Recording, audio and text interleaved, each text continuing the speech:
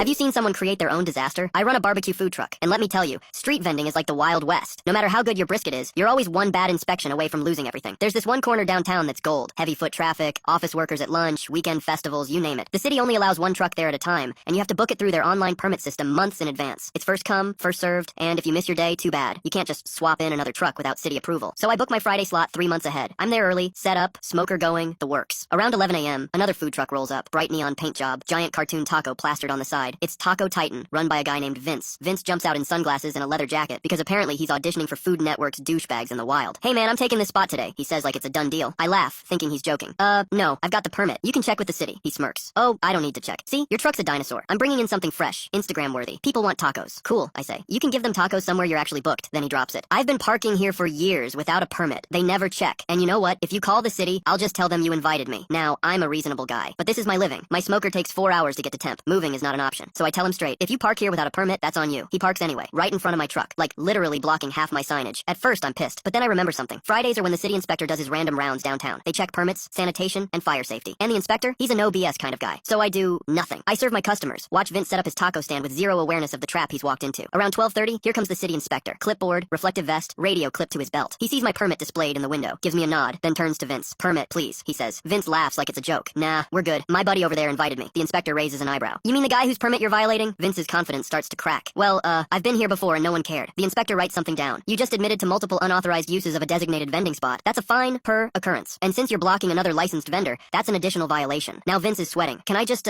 move my truck? The inspector looks up. Sure. After you shut down, pack up, and pay the citations. Oh, and health inspections due, so we'll be doing that too. That's when it gets good. The inspector opens Vince's fridge and finds raw chicken stored next to ready-to-serve toppings. That's a cross-contamination violation so big it might as well come with a siren. Meanwhile, the lunch crowd is watching all of this. People who had been in line for tacos suddenly decide maybe they don't want salmonella and wander over to my truck instead. Vince's girlfriend, who's running the cash register, starts hissing at him. I told you to get the damn permit! By the time it's over, Vince has 3 separate fines, a mandatory health inspection shutdown, and a city official watching him tow his own truck out of there. And here's the rage bait part. As he's leaving, he shouts, "You think this makes you the good guy?" Like I called the inspector. No, buddy. You just picked the one day of the week when the city actually checks this stuff and parked yourself right in the spotlight. The kicker? The inspector told me later that Vince's permit application history is flagged now, which means every time he applies for a vending spot, the system will pull his violations first. In other words, the guy can't even try to book that corner for the next 2 years. My sales that day, record high. And when people asked, what happened to the taco guy, I just said, he bit off more than he could chew.